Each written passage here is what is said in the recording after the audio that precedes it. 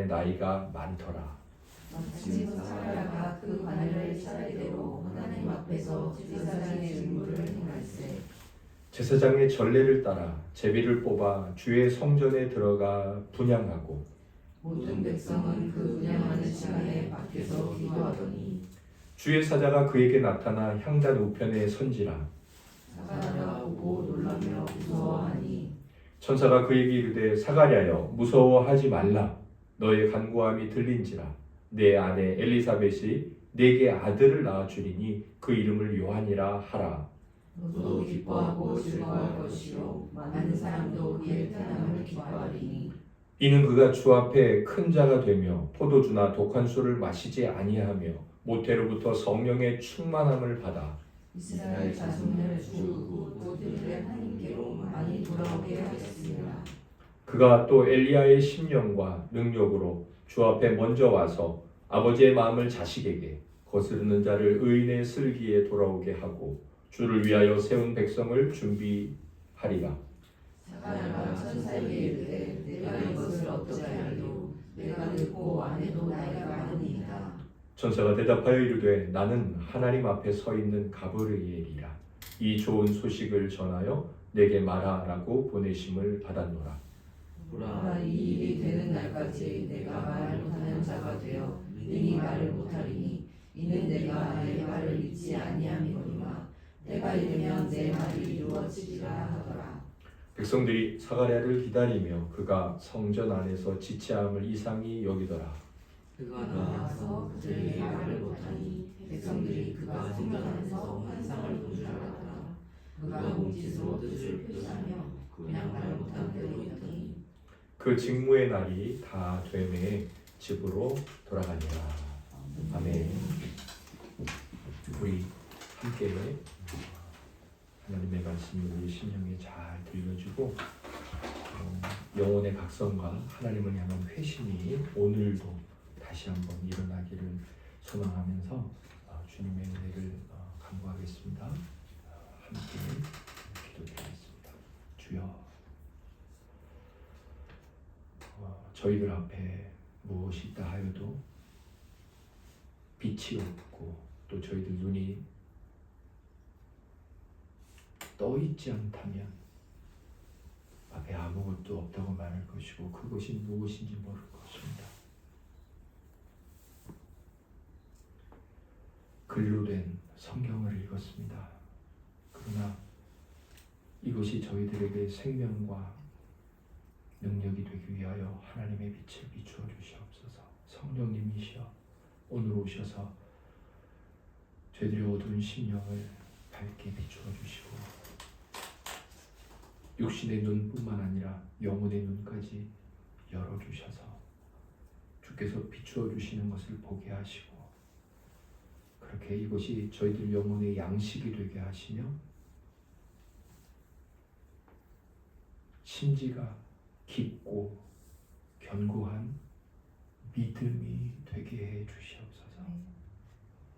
믿음이 되게 해 주시옵소서. 그래서 소망이 되게 해 주시고 하나님을 사랑하며 불쌍한 이웃들을 사랑할 수 있게 하옵소서. 우리를 구원하신 예수님 이름으로 감사하며 기도드립니다. 아멘.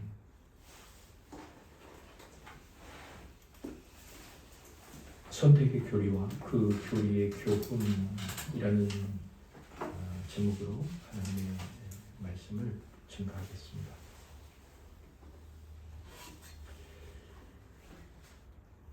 오늘 누가복음 1장 5절에서 23절까지 내용은 한 사람의 출생에 관한 내용입니다. 아버지 이름은 사가랴, 어머니 이름은 엘리사벳, 그리고 그 둘 사이에서 나온 자녀는 요한. 성경에서 아주 유명한 요한 두 분이 계시죠. 요한복음, 요한일서, 요한계시록을 쓰신 사도 요한, 제자 요한, 그리고 주님이 오시기 전에 회개의 세례를 베풀고 그리고 주님의 오심을 준비했던 세례 요한. 오늘은 나오는 인물은 세례 요한입니다. 아직 아들이 태어나지 않았죠. 태어나기 전에 어떤 사건이 있었는지 누가라는 의사가 이것을 요약을 하는데 사가랴가 나이가 많은 상태였어요. 하나님을 잘 섬겼지만 엘리사벳 부인 사이에는 아들이 없었어요. 자녀가 없었어요. 그런데 마침 이 제사장의 직무를 하기 위해서 성전 안에 들어가야 되는데 제비를 뽑았더니 사가랴가 그 직무를 할 차례가 되었어요. 이 제사장들은 인원이 많잖아요. 그래서 누가 이번에 그 자리에 들어갈 건가를 제비 뽑기로 했는데 이기가 뽑혔고, 그래서 제사를 드리러 들어갔는데 갑자기 천사가 나타났죠. 그 천사는 예수님의 탄생을 알려준 가브리엘 천사가 나타나서 너 아들을 낳을 것이다 이렇게 말씀해 주시고, 사가랴가 믿지 못하죠. 저도 늙었고 아내도 늙었는데 그러나 낳을 거다. 너 믿지 못했으니까 네 아들 낳을 때까지 말 못할 거야. 일시적인 실어증 같은 증상이 있고, 그렇게 나오는 장면이죠. 오늘 이 사건은 우리 주 예수 그리스도의 탄생을 준비하는 중요한 사건입니다. 먼저 나이가 많아서 애를 못 낳는다. 이건 구약에 한 번 또 나오죠. 아브라함이 그 얘기를 합니다. 그다음에 사라가 비웃죠. 그리고 이 두 가지, 나이가 많기 때문에 아기를 못 낳는다. 이건 사실이죠. 과학적인 사실입니다. 그러나 그것을 뛰어넘는 일이 일어날 것이다. 아기를 못 낳는 처녀가 아기를 낳는다. 우리 주 예수 그리스도의 동정녀 탄생을 하나님께서 미리 이 사건들을 통해 알려주신 겁니다. 저는 오늘 하나님께서 이제 제게 어제 이 말씀을 묵상하게 하셨어요. 이제 맥제인 성경 읽기표를 예수 그리스도의 탄생으로 넘어가더라고요. 어제부터 이 부분을 읽으면서 우리 하나님의 우리를 구원하심, 저 여러분을 구원하심, 그리고 이 세상을 향한 하나님의 일하심이 어떤 것인가 중에 선택하심이 있습니다. 하나님의 선택하심. 그래서 이건 사실 너무 중요해요. 너무 중요하지만 많은 오해를 받아왔어요. 그래서 제가 오늘 선택의 교리죠. 선택의 교리가 왜 중요하고 그것이 얼마나 벅찬 감격을 주는 것인가.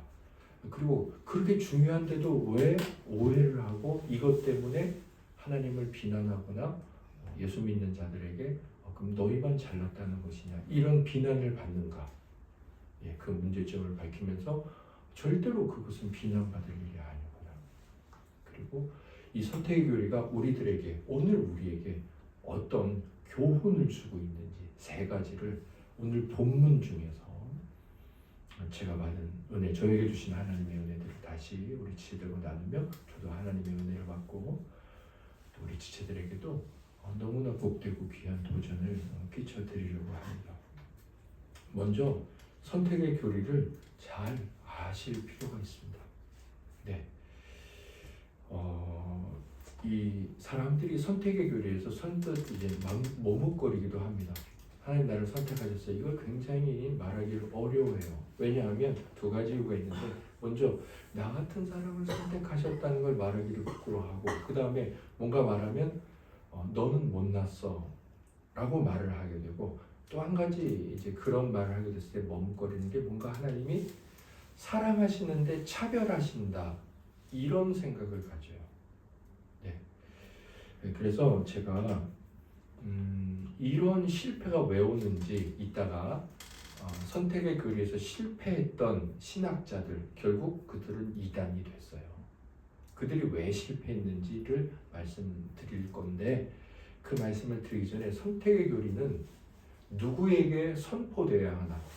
선택의 교리를 말할 때 이건 반드시 기본적 지식이 있는 사람들에게 이건 말해줘야 될 내용이에요.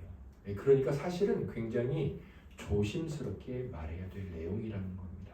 아무한테나 이것을 말했다가는 주님께서도 걔에게 진주를 던지지 말라고 하셨죠. 왜냐하면 걔는 날아오는 건 다 돌이라고 생각하잖아요. 진주를 던졌는데. 그렇기 때문에 그 기본적인 지식이 없는 돌인지 진주인지를 분간할 줄 모르는 존재에게 진주를 던진다는 건 말이 안 된다는 거죠. 네. 제가 어제 이제 주님 앞에 이렇게 기도를 드리는 중에 우리 공동체가 늘 하나님 앞에 웨스트민스터 신앙 고백서를 낭독하지 않습니까? 이제 그게 생각이 났는데 오늘 저희가 20장을 낭독을 했죠. 아까 20장 기독인의 자유, 양심의 자유에 대해서 했는데 이 웨스트 신앙 고백서는 하나님에 대한 우리의 믿음이 왜 믿을 수밖에 없는지, 얼마나 이것이 논리적으로 완전한 건지를 밝히는데, 그러면 이게 논리적이다라는 얘기는 첫 번째 거와 두 번째 거, 두 번째 거와 세 번째 것이 계속 맞물려서 돌아가고 있다는 거예요. 그게 논리적인 거예요. 이유와 결과가 끊임없이 이어져야 돼요. 한 번이라도 막히면 그거는 논리적이지 않아요.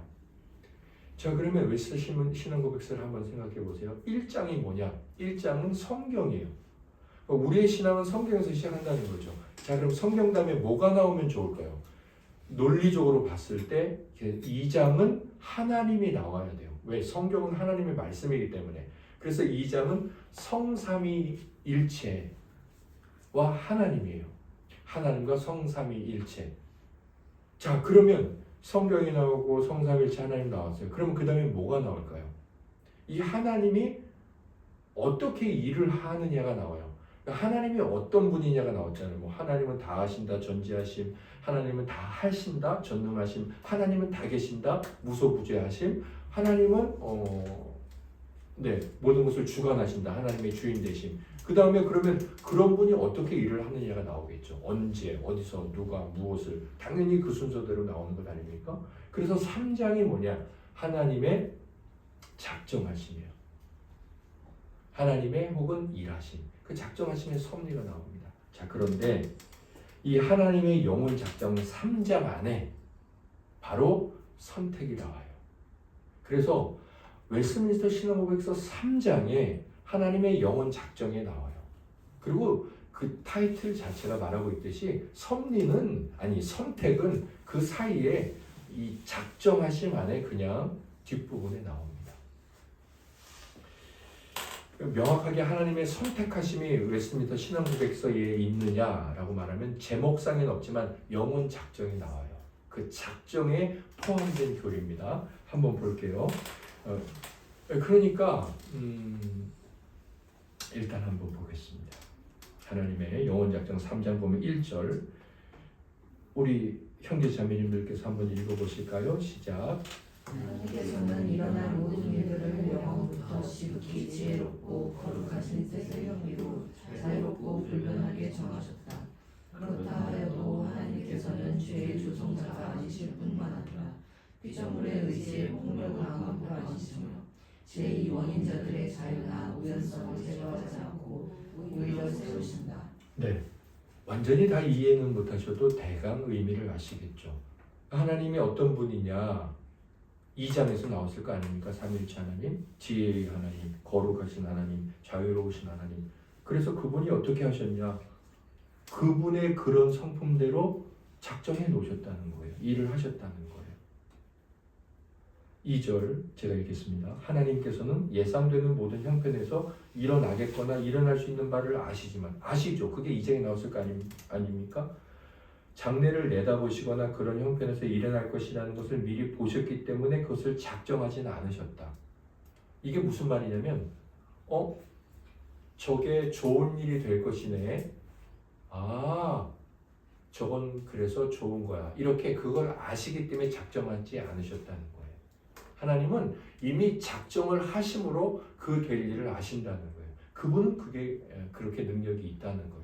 그 결과를 아셔야지만 그게 좋은 거야 나쁜 거야 말한다면 하나님은 완전한 능력을 갖고 계신 게 아니죠. 3절 하나님께서는 자기 영광을 나타내시려고 자기의 작정으로 어떤 사람과 천사는 영생으로 예정하셨고 다른 이들은 영사로 정하셨다. 예정은 하나님의 영원 작정에 대한 예정은 당연히 무엇을 전제로 할까요? 모든 것을 다 아시고 모든 것을 다 다스리신다는 그분의 성품을 보면 능력을 보면 작정에 부족함이 있을까요? 없을까요? 부족함이 없어요. 작정에 실패가 없습니다. 그리고 하나님은 만약에 작정하시지 않으신다면 당신의 모든 뜻대로 우발적으로 그 일을 행하시죠. 여러분 하나님이 만약에 작정하지 않고 그때그때 따라서 일을 하신다면 저 여러분들의 구원은 어떻게 될까요? 반드시 실패합니다. 어제는 우리가 너무 사랑스러웠어. 그래서 하나님이 만약에 어제 계획을 하셨어. 얘를 구원해야 되겠다. 근데 오늘 딱 보니까 저 여러분들이 어때요? 엉망진창입니다. 그래서 하나님이 즉각적으로 또 영원한 작정, 변하지 않는 작정대로 하지 않고 그때그때 작정을 하셔서 우리를 사랑하신다. 그럼 어떻게 될까? 우리 사랑은 실패하죠. 하나님의 작정이 좋으냐 나쁘냐를 떠나기 전에 한 가지 생각해 봤을 때 그분이 우리를 대하는 것이나 다른 일들을 생각해 봤을 때 과연 그것이 영원 작정이 아니라면 어떻게 될까를 생각해 봤을 때 우리의 사랑만 생각해 봐도 반드시 하나님의 작정은 영원 작정이어야 해요. 자, 그렇게 했죠. 그 다음에 이제 4절과 5절이 바로 선택이에요. 자, 이렇게 예정하고 미리 작정하신 천사들과 사람들은 개별적이고 불변하게 지정받았다. 작정을 하셨다면 그러면 반드시 뭐가 있을 수밖에 없냐면 그들의 수효, 선택한 사람들의 숫자는 100이든 만이든 아니면 22,000이든 고정되어 있고 한정되어 있어요. 그렇기 때문에 더 늘어나거나 줄어들 수 없습니다. 선택은. 왜냐하면 만약에 하나님이 작정해 놓으셨는데 세상을 만드시기 전부터 10,000명을 구원할 거야. 그랬는데 갑자기 12,000명을 구원해야 되겠다라고 2명을 더 추가해요. 그러면 뭐에 문제가 생길까요? 하나님이 그 2명이 더 나중에 구원받을 것을 모르셨다는 하나님의 전지하심에 문제가 생기죠. 하나님 다 아셔야 되잖아요. 그게 2장에 나오잖아요. 네. 아무튼 그래서 그렇게 하나하나 순서대로 해와 보면 그 숫자가 정해져 있다는 것을 고백할 수밖에 없고 그 다음에 5절에 이렇게 되어 있죠. 우리 함께 생각을 하면서 읽겠습니다. 하나님께서는 생명으로 예정된 자들을 세계의 기초를 놓으시기 전에 자기의 영원하고 불변한 목적과 자기 뜻에 숨겨진 협의와 선한 기쁘심을 따라 그리스도 안에서 영원한 영광에 이르게 선택하셨으니 그들에게서 믿음이나 선행이나 견인을 미리 보심이 없이 혹은 피조물에게 있는 어떤 자질이나 조건도 자기를 움직이게 하는 원인으로 삼지 않으시고 너그러운 은혜와 사랑만으로 하시되 이들이 자기의 영광스러운 은혜를 찬양하게 하셨다. 아멘. 이 보세요. 이 웨스트 신앙고백서 성경 그 다음에 삼위일체 하나님을 아는 사람에게 그리고 여기서 나올 수밖에 없는 세상의 모든 일은 어떻게 된 거냐? 그냥 되는 거지. 어떤 힘에 의해서 되는 거지. 아니면 그냥 인생은 팔자야. 그렇게 믿는 사람이 있는가 하면 성경을 믿고 삼위일체 하나님을 믿는 사람은 뭘 믿어요? 세상은 하나님의 작정대로 움직이고 있다. 그리고 이 작정 안에 그러므로 하나님은 특별히 구원받은 자, 버림받은 자, 선택받은 천사, 버림받은 천사를 선택하셨다. 그게 우리의 믿음인 거예요. 그래서 성경과 삼위일체 하나님을 믿지 않는 사람은 뭘 믿어요? 운명은 그냥 우연이고 팔자소관이다를 믿는 거예요. 그래서 이 선택 교리를 성경이나 삼위일체 하나님을 모르는 사람에게 혹은 그것에 대한 확신이 없는 사람에게 말하는 것은 굉장히 어리석은 일이에요. 개에게 진주를 던지지 말라고 하셨어요. 그래서 선택 교리를 함부로 말하지 않는 거예요. 어차피 말해봤자 그들은 하나님을 비난해요. 그리고 성경과 삼위일체 하나님을 믿는다. 그러면 선택 교리를 믿을 수밖에 없어요. 믿어야 하고. 그리고 이 선택 교리가 얼마나 아름다운 것인지 이렇게 말할 수도 있죠. 선택 교리를 믿는다. 그것은 무엇을 말하는 거예요? 하나님을 찬양하고 하나님을 믿는 거예요. 그래서 이 선택 교리는 성경과 하나님을 중심으로 하기 때문에 하나님 중심의 원칙입니다. 사람들이 선택 교리를 이렇게 생각해요. 아니 왜 나는 버리고 그럼 누구는 왜 버려? 그거 기준이 누구죠? 인간이라는 거죠.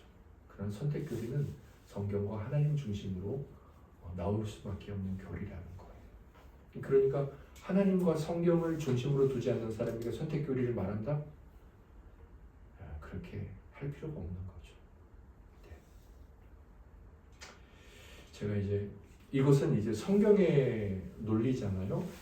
그러면 야, 성경의 논리를 가지고 네가 나한테 그렇게 따지면 말이 안 되지. 이런 분들을 향해 우리가 인간의 철학을 가지고 여러분들이 이렇게 생각하셔도 돼요. 제가 곰곰이 생각해 봤는데요. 어떤 것을 선택한다는 것은 일단 선택은 뭐 우리가 이렇게 말하죠. 야, 너 왜 그 옷을 선택했냐? 야, 너 왜 그 여자, 그 남자랑 선택해서 결혼했냐? 이렇게 물어보잖아요. 그때 그 사람의 말은 뭐가 중심이에요? 선택을 받은 물건과 선택을 받은 대상이 중심이란 말입니다. 그런데 선택이란 그런 게 아니에요. 사실 선택이란 선택한 자가 중요해요. 왜 그런 물건을 선택했는지는 그 물건을 보면 안 되고 그것을 선택한 사람이 어떤 필요가 있고 그 사람은 내가 모르는 어떤 마음의 아픔이 있어서 그것을 선택했는지 바로 선택한 당사자에게 선택의 내용은 중요해요. 왜 하필이면 그 사람하고 결혼했는지는 그 결혼한 대상이 중요한 게 아니라 그 사람을 선택한 사람이 왜 그 사람을 선택했는지 이 사람의 성향과 이 사람의 인생의 여러 가지 일들을 생각해 봐야 된다는 거죠. 이렇게 인간의 삶 안에서도 선택과 관련한 문제는 사실 주도권이 누구에게 있어요? 선택을 하는 당사자에게 있다고요. 그래서 그것을 생각해 봐도 그런 기본적인 인간의 철학을 생각해 봐도 선택의 이 의인을 선택하고 악인을 선택했다는 이 선택의 주권이 우리가 아니라 하나님께 있다는 것을 알 수 있어요. 선택하시는 분.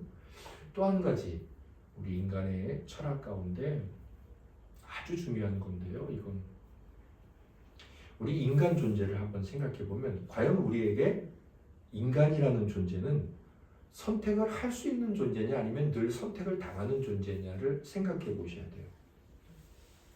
여러분과 저는 선택을 주로 할 수 있는 존재인가요? 선택을 할 수 없는 존재인가요? 이런 생각을 하실 수가 있어요. 대부분 내가 선택한다. 먹을 것도 내가 선택하고 옷도 내가 선택하고 직장도 내가 선택한다. 이렇게 생각을 하십니다. 얼핏 보면 맞는데 그건 인간 존재에 대한 철학이 없는 사람입니다. 자, 일단 우리는 내가 태어날 거냐 말 거냐, 내가 존재하는 존재의 시작을 선택할 수가 없어요. 저와 여러분은 생일이 있지만 그 생일날 태어나겠다라고 스스로 선택을 해서 나를 잡고 나온 사람은 아무도 없습니다. 그러니까 존재의 시작부터 우리는 우리 스스로 선택을 할 수가 없어요. 자, 그 다음 이 존재의 환경을 우리 스스로 선택할 수가 없어요. 내가 이런 아버지를 만나겠다. 내가 북한에서 태어나지 않겠다. 여러분들이 나라는 존재의 환경을 선택하실 수 있었나요? 선택할 수 없어요. 금수저에 태어났으면 좋겠다 그러는데 금수저를 선택할 수가 없습니다. 우리가 일상적으로 내가 뭘 먹고 내가 선택의 자유가 있는 것 같죠. 그러나 나라는 존재 자체는 선택의 자유가 없어요. 아니 기분 나빠. 하나님이 왜 나를 선택해야 돼? 내가 선택할 거야. 난 기독교가 싫어. 이렇게 말하지만 그 사람은 기독교를 싫다고 말하지만 그건 어쩔 수 없죠. 싫고 좋고는. 그러나 인생이라는 것, 인간이란 한 존재의 실상을 잘 모르는 거예요. 자, 그 다음에 우리가 살아가는 이 삶의 모든 순간을 선택하는 것 같잖아요. 자유가 있는 것 같고 그건 이 짧은 인생 동안에 있는 일이고 그리고 사실은 이 살아있는 동안의 우리의 선택도 사실은 허무한 거예요. 왜 그래요? 자유가 있는 것 같지만 허무해요. 왜 그래요? 왜 그럽니까? 우리는 늘 뭐해요? 후회하잖아요. 우리가 자유롭게 선택하고 결정했지만 우리가 얼마나 많이 후회합니까? 결국 살아있는 동안 인간이 선택하고 결정하는 자유가 있는 것 같지만 인간은 자기 스스로 선택을 못한다는 거예요. 인간 존재의 본성을 봐도 왜 하나님이 나를 선택해야 돼? 난 그게 싫어 라고 말은 할 수 있지만 그 말은 자기 자신이 어떤 존재인지를 잘 모르는 거예요. 자, 이렇게 성경적인 증거를 봐도 하나님이 우리를 선택하시고 하나님이 누군가는 버리셨다. 이걸 우리는 받아들이는 게 너무 당연하고 우리 인간 자신에 대한 존재의 철학을 생각해 봐도 우리는 하나님이 우리를 선택하셨다는 것에 대해서 반항하거나 그렇지 않아요. 나는 내 인생은 나의 것. 그렇게 말할 수 있느냐? 그렇게 말을 할 수가 없어요. 그래서 제가 이제 선택의 교리 1번, 작은 1번 안에 선택의 교리는 누구에게 전해야 할 교리일까요? 성경과 삼위일체 하나님을 믿는 자에게, 아는 자가 아닙니다. 믿는 자에게 전해야 할 교리입니다. 그런 의미에서 굉장히 주의해야 되고 중요한 교리입니다. 그래서요, 제가 두 번째 우리 지체들하고 이 선택의 교리와 관련해 이 세 명밖에 없어요. 잘못된 거 두 가지, 옳은 거 하나. 그리고 세상 사람들도 딱 이 두 가지밖에 없어요. 첫째, 소키누스파라는 이 소키누스라는 사람이 있습니다. 제가 그냥 써놨습니다. 우리 성도님들께서도 이제 바른 지식을 갖고 기초 위에 모든 것이 잘 세워지기 때문에 이 사람은 이렇게 말을 했어요. 제가 읽어볼게요. 사람의 자유행동은 그 성질상 불확실한 것이므로, 그렇죠, 불확실하죠. 뭔 일을 할지 모른단 말입니다. 확실히 장차 있으리라고 예지될 수 없다고 주장한다. 그러므로 하나님은 누가 회개하고 믿으리라는 것을 미리 아시지 못하며 하나님의 선택은 모든 믿는 사람들을 통틀어 구원하신다는 일반적인 목적에 불과하다. 자, 이 소키누스파는 뭐가 문제가 있는 것 같습니까? 뭐가 잘못이 있는 것 같아요? 네, 하나님이 누가 회개하고 믿으리라는 것을 미리 아시지 못한대요. 이건 이 소키누스파는 뭐가 문제가 있는 겁니까? 삼위일체 하나님의 전지하심에 문제가 있죠. 그래서 이 사람들이 이렇게 얘기해요. 선택은 하나님은 모르지만 아무튼 회개하고 믿으면 그냥 그걸 선택이라고 말하는 거야. 이렇게 말을 해요. 소키누스파는 하나님을 믿는 사람들이고 하나님을 믿으려고 그 선택이라는 것을 함부로 말하기 어려우니까 이렇게 뭉뚱그려 말했지만 사실 이 사람들은 삼위일체 하나님을 부정하는 거예요. 그게 이단이죠. 두 번째, 아르미니우스가 있어요. 이 아르미니우스는 우리가 수요학당에 보고 있는 세뮤얼 러더퍼드 목사님을 유배지에 보내게 한 사람이에요. 이 사람은 알미니우스는 네덜란드 사람인데 칼빈의 주장을 반대했어요. 하나님이 선택하셨다. 그걸 반대했어요. 하나님이 예정하셨다. 반대했어요. 그러고 나서 나름대로, 왜냐하면 도무지 말이 안 되거든. 하나님이 사랑하지 않는 것 같아요. 하나님은 사랑인데 누구는 선택하고 누구는 안 선택했다고 말이 안 되는 것 같아요. 좋은 의도죠. 좋은 의도나 아무리 좋은 의도라도 어떻게 됐어요? 우사가 법궤가 떨어지면 법궤가 깨질까봐 법궤를 잡았는데 우사가 죽었어요.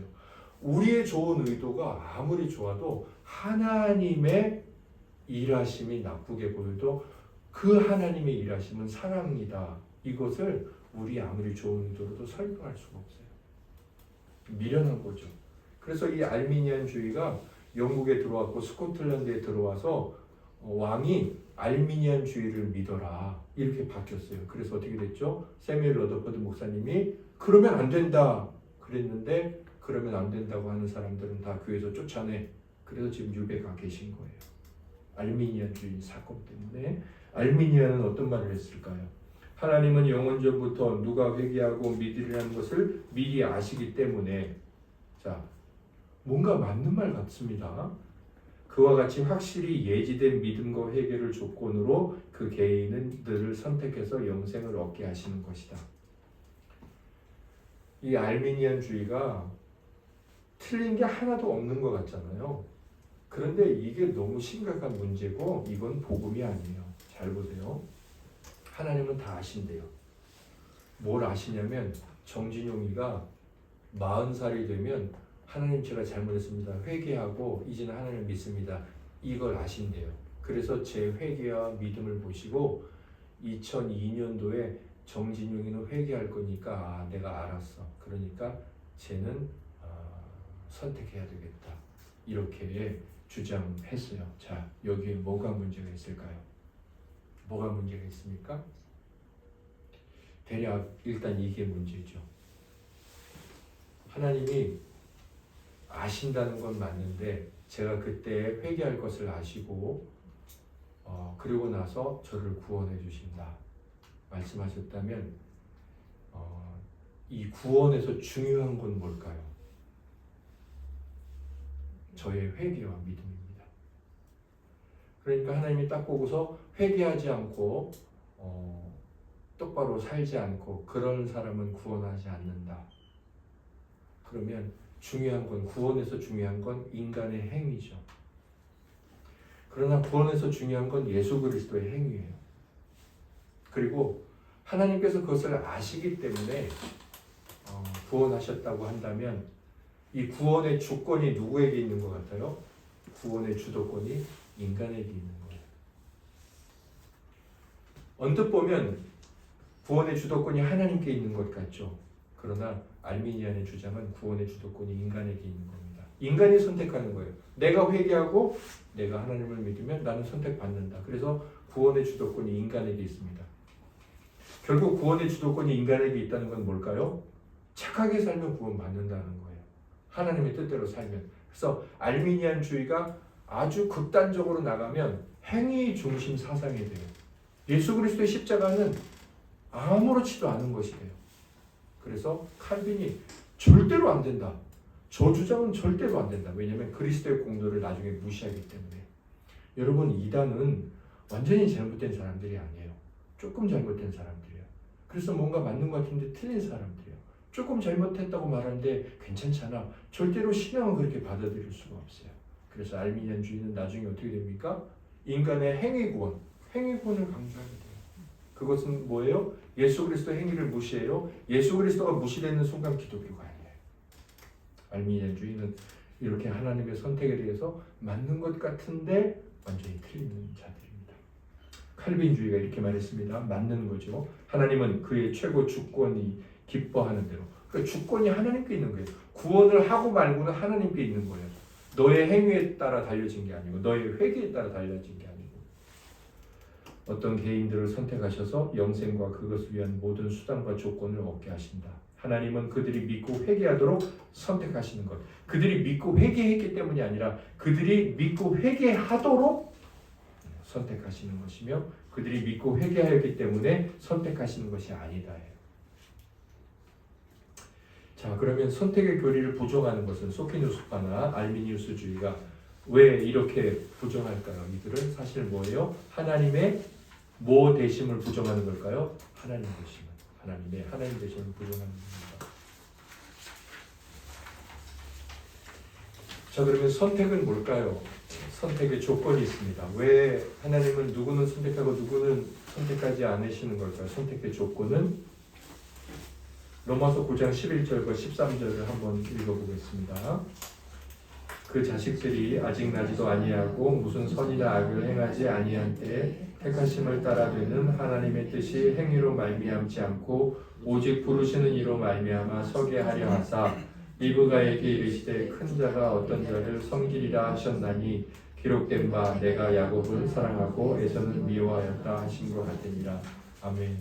바울이 로마 교회의 성도들에게 하나님의 여러 일하심을 설명해 주면서 이 부분에서 선택 교리를 가르쳐 주십니다. 그래서 구약에 누구를 통해서 가르치시냐면 이삭이 이제 아내 리브가에게 쌍둥이를 임신시키잖아요. 그 쌍둥이가 누굽니까? 야곱과 에서죠. 야곱은 나중에 이름을 바꾸죠. 뭐로 바꿔요? 이스라엘. 이스라엘은 다른 말로 믿음의 백성들이잖아요. 그러면 어떻게 에서는 버리고 야곱은 선택하셨냐? 왜 야곱은 사랑하셔서 구원받은 이스라엘 백성이 되게 하신 거냐? 그걸 이야기를 하시는데 이렇게 말하는 거죠. 하나님이 이렇게 보고 나서 두 놈이 태어났는데 아이고 큰 형은 엉망진창인데 이 둘째는 참 잘 사네. 그래 내가 야곱을 선택해야지. 참 잘 살아. 그리고 야곱 너는 나중에 이스라엘이 돼. 이렇게 선택하셨느냐?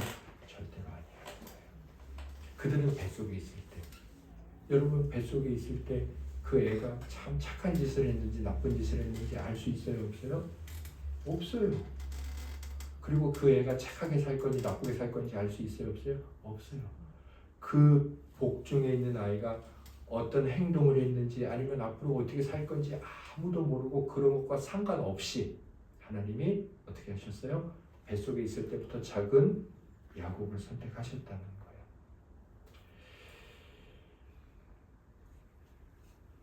오늘 말씀을 보세요. 오늘 말씀. 누가복음 1장 6절을 보면 하나님이 이 사가랴라는 사람을 선택하셔서 세례 요한을 주시고 예수님이 오실 것을 준비하시죠. 사가랴를 선택하신 거예요. 사실은 6절 읽어볼게요. 이 두 사람이 하나님 앞에 의인이니 주의 모든 계명과 규례대로 흠이 없이 행하더라. 아멘. 여러분, 사가랴와 엘리사벳 부부가 이렇게 착하게 살았기 때문에 하나님이 이들을 선택하셔서 예수님이 올 것을 준비하는 세례 요한을 주셨다라고 생각이 드시죠? 아기를 못 낳는 나이 많은 부부인데 하나님께서 은혜를 베풀어 주셔서 아이를 낳게 해주시잖아요. 은혜라는 건 기적이잖아요. 자, 그러면 이들이 이렇게 살았으니까 하나님이 은혜를 베푸셨을까요?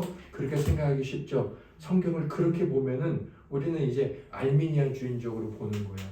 성경을 복음주의적으로 본다는 건 이렇게 살긴 했구나. 아름답네. 나도 이렇게 살아야 돼. 그렇게 보는 건 맞는데 이렇게 사니까 하나님이 아기를 못 낳는데도 아기를 낳게 해주셔. 그럼 우리도 이렇게 살아야 돼. 불가능한 우리 집에 돈 한 2억, 3억을 하나님이 주실 수 있어. 이렇게 믿으면 그 믿음은 좋은 거예요? 나쁜 거예요? 나쁜 거예요. 하나님의 은혜는 그런 게 아니에요. 여기 6절의 말씀대로 이렇게 있으니까 하나님이 이렇게 하셨지. 그런 결과를 가져오면 안 된다는 거예요. 그러니까 똑같은 성경을 보고도 건강하지 못하게 말하고 있는 사람들과 건강하게 믿지 못한 사람들이 얼마나 많고 그래서 하나님을 오해하고 결국 하나님을 떠나죠. 이게 아니에요. 사실은요, 이들이 이렇게 살았잖아요. 그런데 누가복음 1장 18절과 20절을 보세요. 같이 읽겠습니다. 사가랴가 천사에게 이르되 내가 이것을 어떻게 알리요? 내가 늙고 아내도 나이가 많으니이다. 보라, 이 일이 되는 날까지 네가 말 못하는 자가 되어 능히 말을 못하리니 이는 네가 내 말을 믿지 아니함이거니와. 아멘.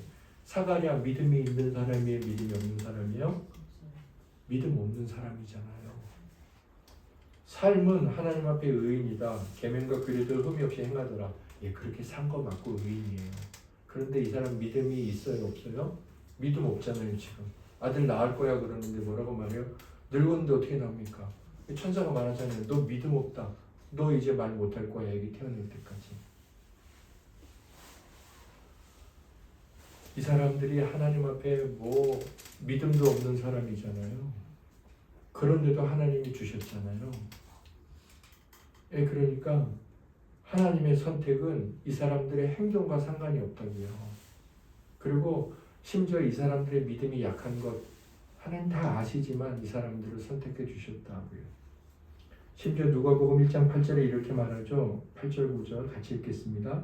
마침 사가랴가 그 반열의 차례대로 하나님 앞에서 제사장의 직무를 행할세 제사장의 전례를 따라 제비를 뽑아 주의 성전에 들어가 분향하고. 아멘. 사가랴가 어떻게 하다가 아들을 낳게 됐어요? 성전에 왜 들어갔어요? 착하게 살았구나. 이제 당신이 들어가 그래서 그 착한 대로 들어갔나요? 아니, 제비를 뽑아서 들어갔어요. 제비를 뽑는다는 건 뭘까요? 잠언 16장 33절에 제비는 사람이 뽑으나 모든 일을 작정하기는 여호와께 있느니라. 우리는 운명적으로 들어간 것 같잖아요. 어쩌다가 운이.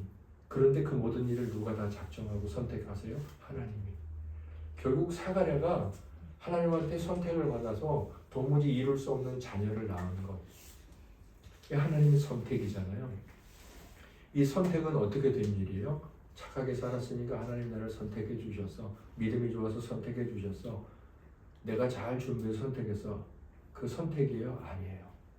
선택은 뭐냐면 하나님의 선택은 우리의 행위와 상관없고 우리의 믿음과도 상관이 없고 하나님이 일방적으로 작정하신 거예요. 내가 우연히 교회 나오는데 예수를 믿게 됐어.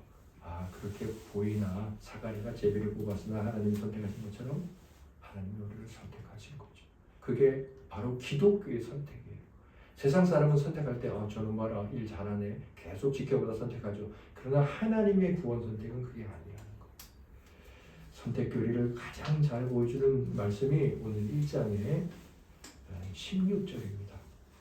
여러분들 한번 말씀을 읽겠습니다. 시작.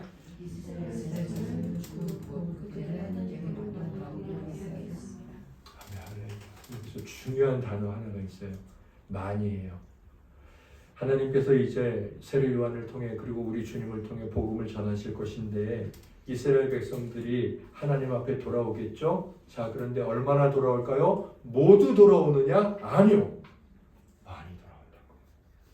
모두 돌아오면 선택의 교리는 없는 거예요. 그러나 하나님은 아주 분명하게 많이 돌아올 것이다. 많이 돌아온다는 건 어떤 말일까요? 돌아오지 않는 사람이 있다는 거죠. 결국 이 말씀은 뭐예요? 복음은 선택이다. 하나님께서 우리를 구원하실 때 그것은 하나님의 선택에 의해 정해진다라는 말씀이에요. 자, 그래서 선택 교리는 세 번째에 이렇게 쓰시면 돼요. 선택의 조건은 뭐예요? 우리의 착한 행위일까요? 우리의 믿음일까요? 아니에요. 하나님의 주권적인 은혜와 직접적인 사랑입니다. 저와 여러분은 선택받았어요.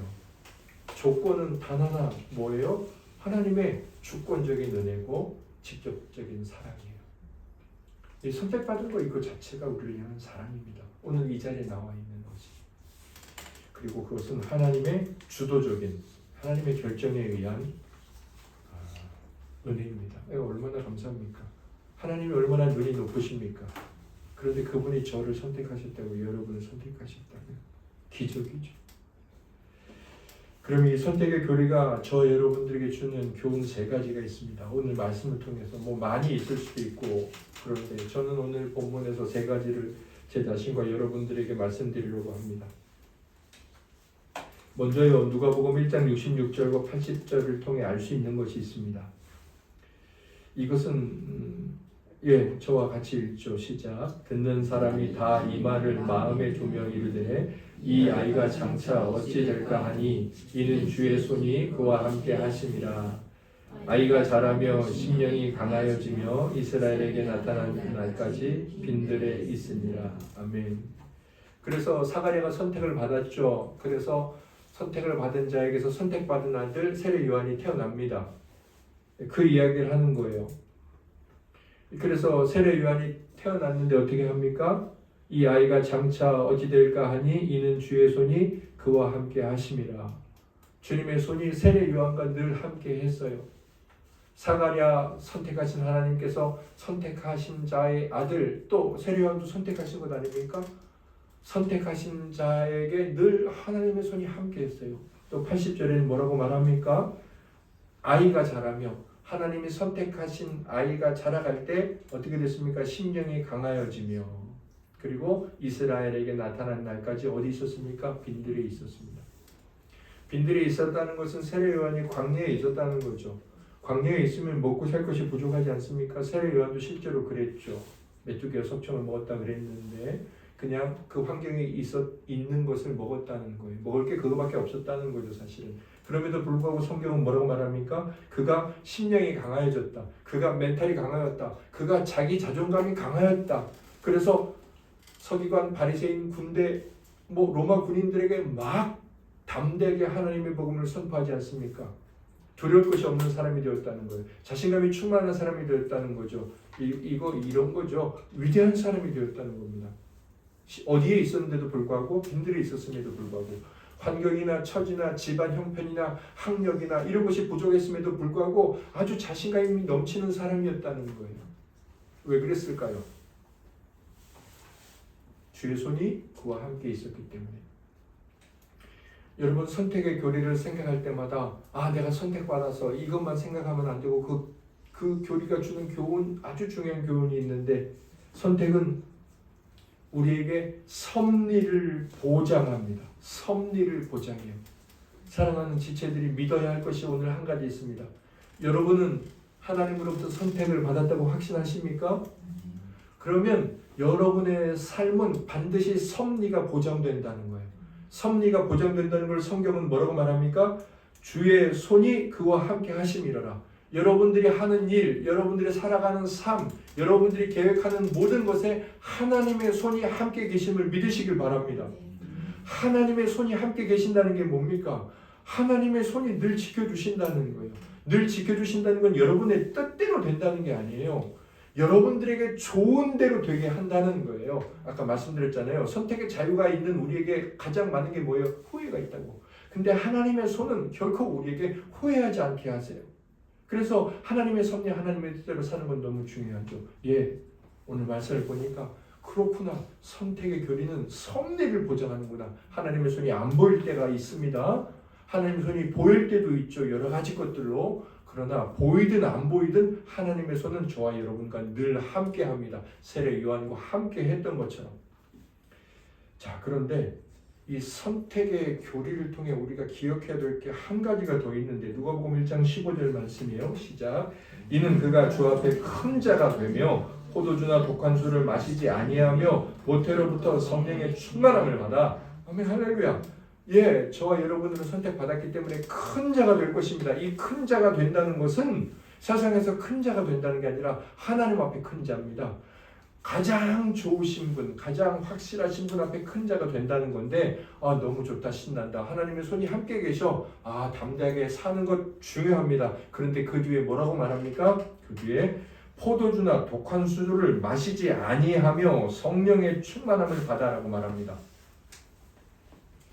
섭리란 우리의 의지를 무시하거나 우리를 방조하게 만들지 않습니다. 내 손이 함께하니까 마음껏 살아봐. 절대로 너 건들면 내가 아무도 가만두지 않을 거야. 그게 하나님의 손에 함께하심이 아닙니다. 내 손이 너와 함께하니까 네 손은 그냥 팔짱 끼고 가만히 있어도 돼. 그게 하나님의 섭리가 아니에요. 하나님의 섭리는 뭐라고 말합니까? 네가 하지 말아야 할 것은 하지 않아야 된다고 말합니다. 네가 마시지 말아야 할 것 혹은 네가 해야 할 것은 해야 된다고 말합니다. 너는 이것을 먹지 말라고 말씀하셨고 너는 성령에 충만해야 되라고 말씀하셨어요. 성령 충만하기를 소망하라는 거죠. 의지를 갖고 성령 충만하게 하옵소서라고 하나님 앞에 나오라는 거예요. 하나님은 뭐라고 말합니까? 선택한 자에게 뭐라고 말하죠? 방종을 방치하지 않으셨어요. 경건한 의지를 갖고 살라고 말씀하셨죠. 그래서 선택교리는 섭리를 보장하면서도 방종을 방치하지 않습니다. 그래서 우리 마음을 섭리를 보장하니까 평안하게 하죠. 예, 선택교리를 진지하게 묵상하는 자는 마음이 평안합니다. 그 다음에 또 어떻게 합니까? 우리를 거룩하게 합니다. 이게 선택의 교리가 주는 첫 번째 교훈입니다. 자, 선택의 교훈이 주는 교리가 주는 두 번째 교훈이 있습니다. 이 선택을 가장 잘 말씀하고 있는 대표적인 성경 구절은 에베소서 1장입니다. 뭐 너무나 위대하고 아름다운 말씀인데 1장 5절에서 6절을 같이 읽겠습니다.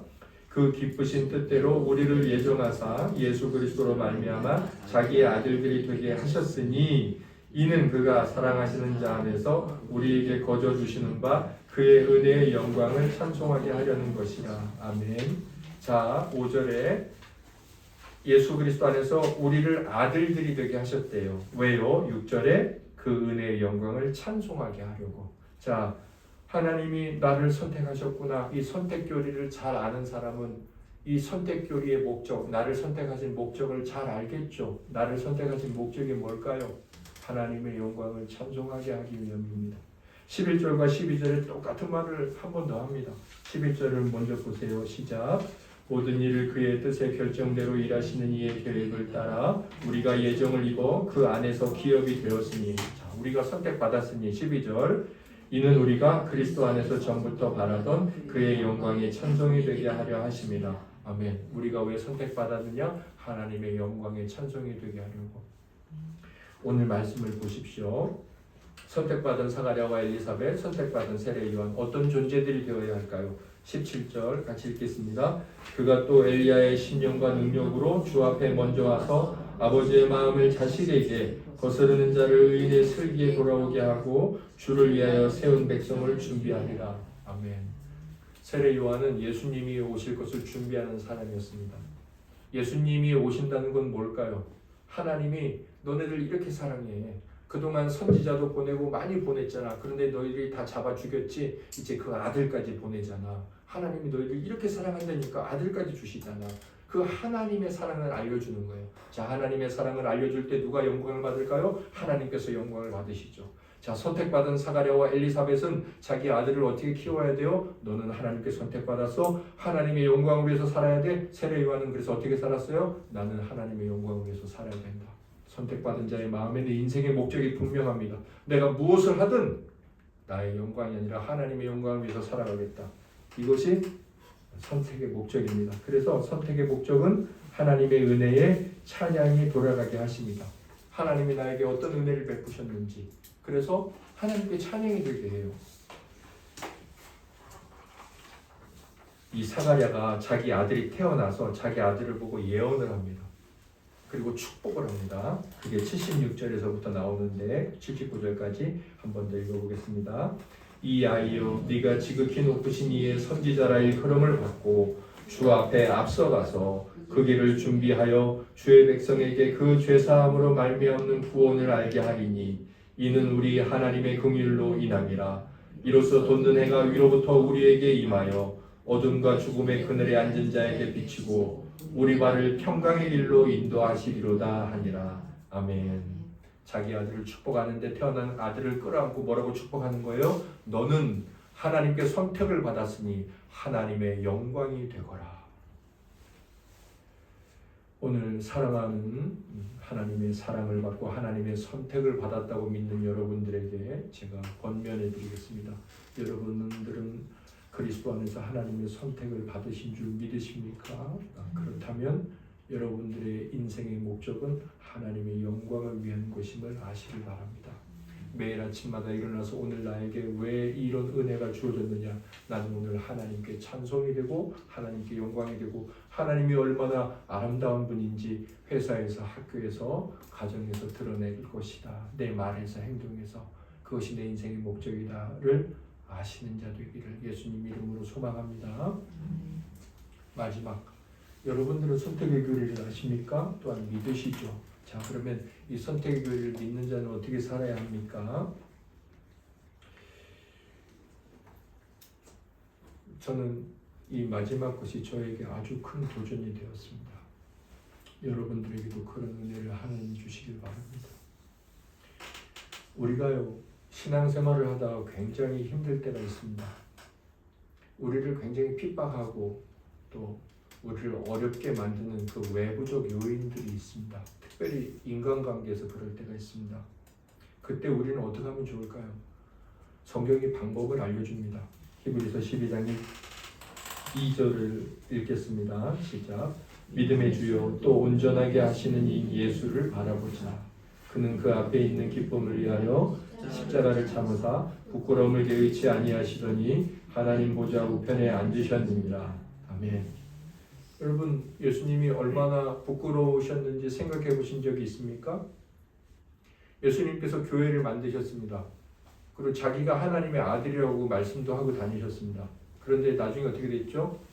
제자들이 다 도망갔습니다. 저것 봐라, 저것 봐라. 자기가 무슨 하나님의 아들이고 선생이라고 말하더니 자기가 만든 교회가 다 망했네. 주님은 사람이셨기 때문에 똑같이 부끄러움을 느끼셨겠죠. 얼마나 마음 가운데 여러 가지 고민이 있으셨겠습니까? 그런데 주님은 그것을 참으셨다고 말합니다. 결국 우리가 주님을 믿을 때 이 사람으로 인해서 생기는 여러 가지 위축이나 어려움들, 특별히 내가 신앙생활을 하는 데 있어서 이 신앙을 향한 열심과 의지를 꺾는 일들, 이런 일들이 생길 때 우리는 그런 똑같은 일을 경험하신 예수님을 바라봐야 됩니다. 특별히 그분은 바로 이 믿음의 창시자이기 때문에 그렇습니다. 그럼 예수님을 바라봤을 때 뭐가 생각이 날까요? 우리에게 어떤 위로가 임할까요? 3절에 나옵니다. 같이 읽겠습니다. 너희가 피곤하여 낙심하지 않기 위하여 죄인들이 이같이 자기에게 거역한 일을 참으신 일을 생각하라. 아멘. 우리가 예수님을 딱 바라볼 때 뭐가 생각나냐면요. 아, 예수님도 거역한 사람들이 있었구나. 아, 예수님도 참으셨구나. 그게 이제 생각나는 거예요. 저와 여러분들에게 신앙생활을 할 때 우리의 신앙을 어렵게 하는 존재들이 있습니다. 너 꼭 오늘 교회 가야 되냐? 아니면 너 이렇게까지 예수를 믿어야 되냐? 아니면 사실은 돈도 우리에게 이렇게 말하죠. 너 이렇게 예수 믿으면 돈 더 준다. 너 이렇게 예수 믿으면 즐거움 사라진다. 먹고 마시는 거 제한적이 된다. 너 이렇게 예수 믿다가 결혼하기 힘들어. 이런 주님을 믿는 우리의 신앙생활에 어려움을 주는 일들이 있습니다. 그런데 그때 예수님을 딱 바라보면 어떤 마음이 들어요? 예수님도 그런 어려움이 있었구나라는 생각이 들어서 그게 위로가 돼요. 자, 그 다음에 또 두 번째 위로는 뭐예요? 예수님이 그것을 참아내시고 승리하셨구나. 그 위로가 된다는 거죠. 누가복음 1장 14절 말씀을 같이 읽어보겠습니다. 오늘 말씀인데요. 같이 읽겠습니다. 너도 기뻐하고 즐거워할 것이요 많은 사람도 그의 태어남을 기뻐하리니. 아멘. 하나님 앞에서 위대한 세례 요한이 태어났습니다. 정말 기쁜 일 아닌가요? 그런데 어떤 사람들, 어느 정도의 사람들이 기뻐했나요? 많은 사람들이. 많은 사람이 그의 태어남을 기뻐하리니 그랬습니다. 그러면 세례 요한을 주변 모든 사람들이 기뻐했다는 건가요? 아니죠. 어떤 사람은 세례 요한이 태어나는 것을 기뻐하지 않았다는 겁니다. 실제로 세례 요한을 기뻐하지 않았던 사람은 헤롯이었습니다. 그래서 세례 요한의 목을 베죠.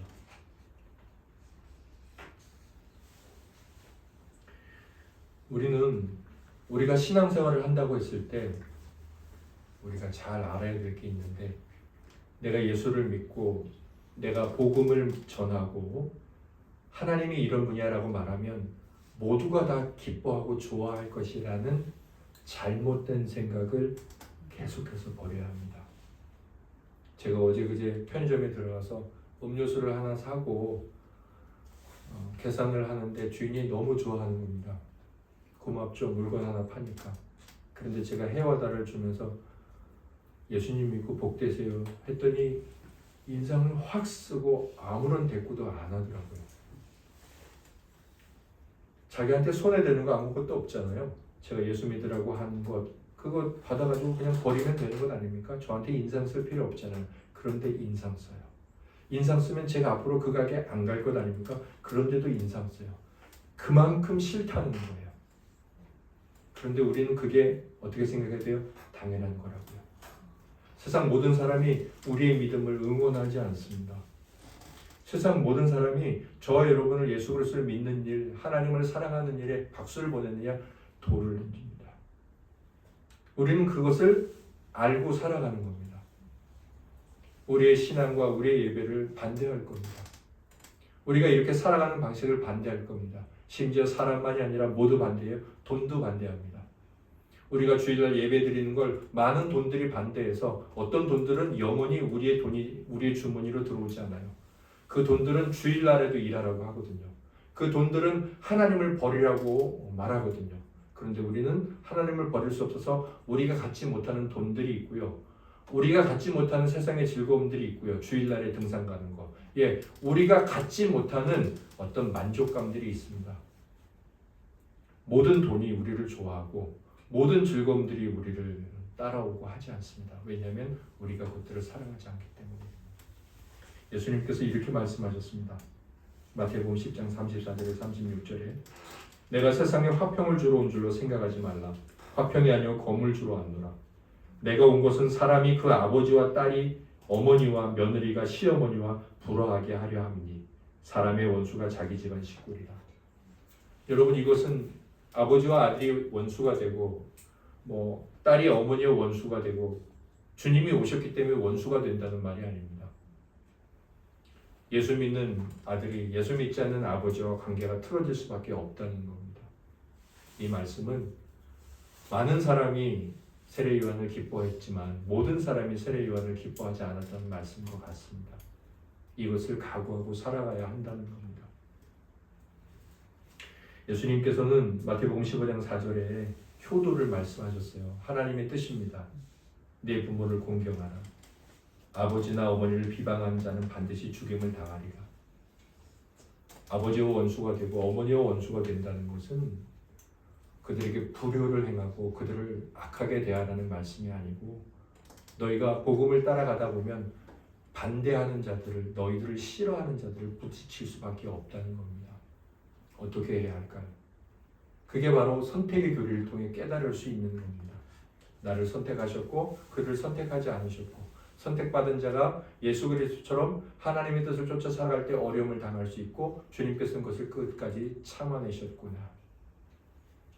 믿음이 없을 때는 내가 쓰러지고 넘어지고 하나님 앞에 서는 일에 어려움이 있을 수도 있겠지만 때로는 다니엘과 세 친구처럼 죽기를 각오하면서 하나님 앞에 설 용기도 필요하구나. 그런데 그때 하나님께서는 나를 죽음에 내버려 두지 않고 나를 살려주셨지, 살려주실 거야 라는 결단도 필요하다는 겁니다.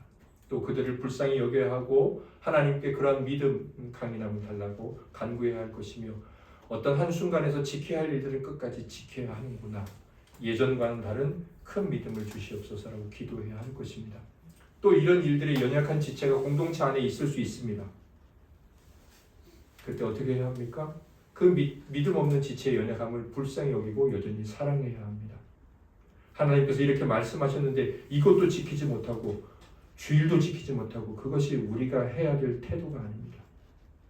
지체를 불쌍히 여기고 그의 믿음이 연약한 믿음에서 다니엘과 같은 믿음이 되도록 기도해야 하고 그에게 하나님의 은혜가 임해야 하고 하나님께서 죽음 앞에서도 하나님의 뜻을 지킬 것이라는 다니엘의 세 친구와 같은 믿음을 갖게 해달라고 간구해야 할 것입니다. 그리고 나 자신도 그러한 유혹이나 시험 가운데 떨어지지 않을 그런 보장이 없다라고 겸손히 자기 자신을 낮추면서 하나님의 은혜를 구하고 살아가야 합니다. 그리고 이러한 시대가 계속해서 우리를 위협해 올 것이고 이러한 일은 더욱더 많아질 것이고 그래서 교회를 나오지만 교회 안에서 참되고 순수하게 하나님을 믿는 사람들은 더 줄어들 것이고 이 시대를 바라보면서 하나님 정말 참되게 하나님 앞에 믿음을 지키고 살아갈 수 있는 순전함, 신실함을 저희들에게 주시고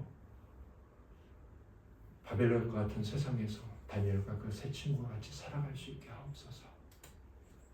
죽으면 죽으리라 라는 믿음이 더욱 필요한 시대인데 하나님 저희들에게 그런 믿음을 주시옵소서 라고 간구해야 할 것입니다. 세 번째 우리가 잘 기억해야 할 것이 있습니다. 선택의 교리는 모든 사람을 만족시키는 것이 신자의 태도가 아님을 가르쳐줍니다. 여러분 모든 사람을 만족시키는 것이 신자의 태도가 아니에요. 우리는 거룩하게 살아가면서 가능한 한 많은 사람을 만족시켜야 합니다. 그러나 내 주변의 모든 친구와 내 주변의 모든 가족들을 만족시키려고 그 사람들이 하는 대로 다 따라가는 것 그것이 우리의 목표가 아닙니다. 네. 하나님은 모든 사람과 친구가 된다면 하나님과 원수가 될 것이라고 말씀하셨습니다. 네, 오늘 이 선택의 교리를 통해 우리가 하나님 앞에서 얼마나 지혜롭고 거룩하게 살아가야 하는지 그리고 용감해야 하는지 그러면서도 하나님 앞에 애통하고 회개해야 하는지 또 불쌍히 여겨 사랑하고 격려해야 하는지 알 수 있습니다. 선택의 교리를 잘 생각하시고 위로와 담대함과 거룩함 가운데 또 용기 가운데 살아가는 은혜가 저와 여러분들에게 있기를 예수님 이름으로 소망합니다. 우리 함께 일어나서 하나님 앞에 찬송가 378장을 불러 올려드리겠습니다.